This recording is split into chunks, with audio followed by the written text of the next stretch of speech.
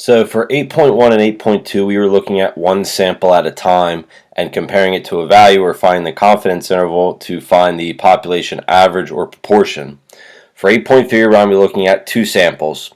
And there's two different types of samples. We're going to look at a dependent sample and independent sample, meaning that dependent, the two samples are somehow related.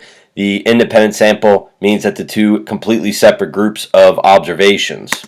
So dependent, the key thing I'll look for are before, after, pre-test, post-test. It's one set of observations, but you're taking two measurements from each observation. So this is also called a matched pair test because the data sets are matched up with each other. They correspond with each other. For the independent samples, they're completely different groups of observational units, completely different groups of individuals. So the example I have here is weight of adult males in PA, weight of adult males in New York. These are two completely different groups of people. You can't really match one person from Pennsylvania and New York and have them correspond. So they would be independent from each other. So a lot of the information, a lot of the process is going to be the same. You need your null alternate, alpha level, p-value, and then your conclusion. And a lot of the rules are going to be the same. The first thing we're going to look at is the matched pair test or the dependent sample test. So again, this is before and after.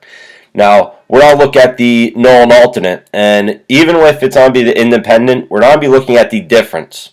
So that's why I have here the mu difference. We're looking at average, and the D stands there between the difference between the two averages. Now, there's going to be two ways you can write out your null and alternate. One way is with the difference, and that's always going to be with the equal to 0.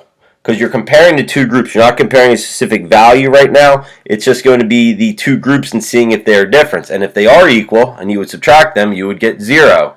So that's one way you could write this out. And you still have your null. Your alternate is either going to be less than, greater than, or not equal to.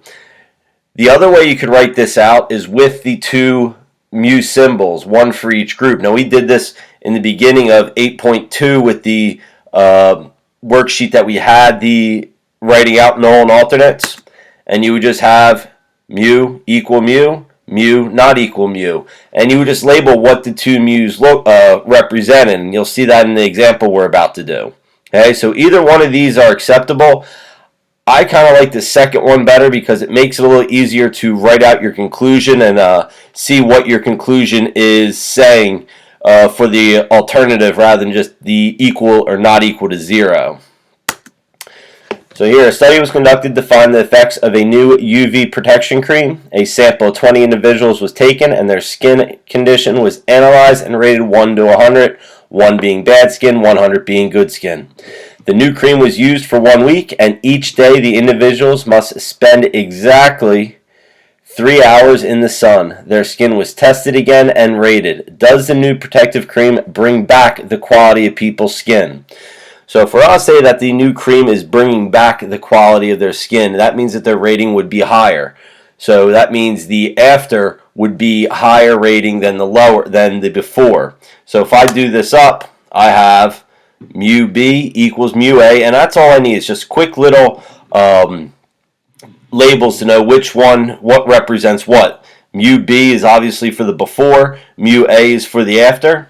Now we said that the after is going to increase because we see if it has a higher rating.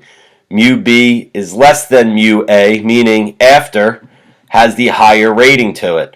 So that's kind of why I like these, because I think it's easier to figure this out when you have the two different groups. The other way you could write it is with the mu difference though. The symbols are the same. The only difference is that it's going to be equal to 0 and it's going to be mu D for difference rather than before and after. Because now you're subtracting the two, it's the difference between the two groups. So there's one example of writing out your null and alternate for a 2-sample test. Here's one more example. It's same situation with the skin. We have a study was done to test the damage that the sun does to a person's skin. 20 individuals had their skin analyzed and rated 1 to 100, 1 being bad skin, 100 being good skin. The 20 individuals were put into the sun for 3 hours each day with no sunscreen from 12 noon to 3 p.m.